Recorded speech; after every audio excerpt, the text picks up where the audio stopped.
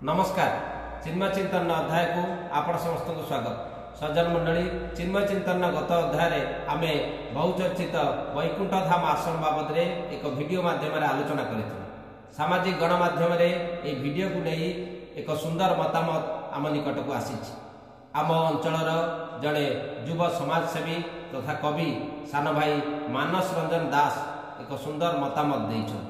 यही मतामत पाई प्रथमे मुझे धन्यवाद दूँ। कवि जे खाली गोलाप फूल गोलापी रंग प्रजापति प्रेम को नहीं ता कलम चालना करे एक नुहे।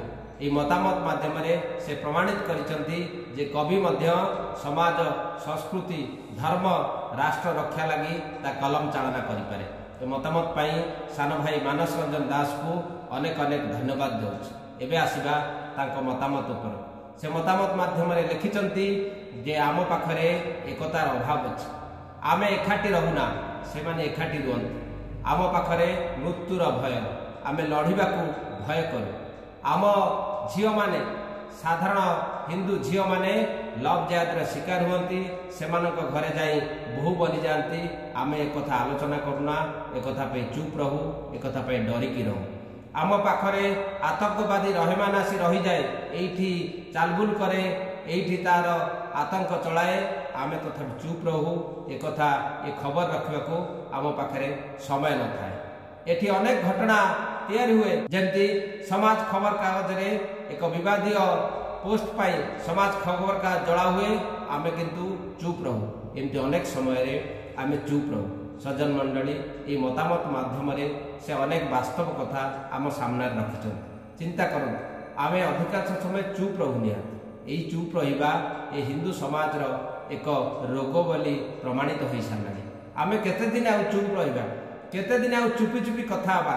बाबा मठ एक को नहीं जो खबर आम रखू, एक को नहीं आम पड़ोशी सांग साथी समस्त साथी रे चा खटी रे आम आलोचना करूँ।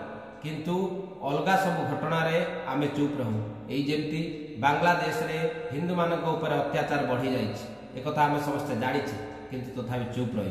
चिंता कर जो बांग्लादेश दिने भारतर दयार तैयारी होता सेठी आज यही प्रकार घटना। बांग्लादेश रे संरक्षण विरोध रे एक आंदोलन सृष्टि है। संरक्षण विरोधी से आंदोलन धीरे धीरे सरकार विरोधी आंदोलन में परिणत है। सरकार विरोधी आंदोलन धीरे धीरे सेठिकार देश विरोधी आंदोलन में परिणत है। एबे किंतु परिस्थिति संपूर्ण बदली जाइए। आंदोलन एबे देश विरोधी रु हिंदू विरोधी आंदोलन में परिणत होइछि। बांग्लादेश रे थिबा हिंदू मानकर एई दुर्दिन समय रे भारत वर्षर हिंदू समाज किंतु प्रायतः चुप हो बस। चिंता करंतु आमे समस्ते सामाजिक गणमाध्यम रे देखिचे कि भयंकर से अत्याचार रूप। सेठिकार मंदिर भंगा जाउछि। जगतरनाथ जगन्नाथंकर मूर्ति भंगा जिबार चित्र आमे समस्ते देखिचे। सेठिकार मंदिर भंगा जिबार खबर आमे समस्ते जानिचे। सेठी हिंदू मान जे अत्याचारित होउछन्ती ए खबर मध्य आम पाखरे अछि, किंतु आमे समस्ते चुप। सज्जन मंडली, एबे सेठिकार हिंदू मानक ऊपर जो अत्याचार से बढ़ी चली। जड़े सन्यासी को अजथा गिरफ्त करी अत्याचार करा जाउछि तांको ऊपर, किंतु आ परे भी आमे समस्ते चुप रहिছে।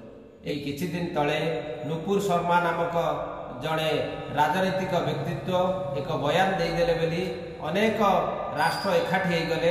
आ फल कौन घटना है एक आम समस्ते जानी। किंतु बांग्लादेश रे जतबेले हिंदू मानक ऊपर अत्याचार होउछि सेतबेले आम भारतीय हिंदू समाज प्राय चुप हो रही।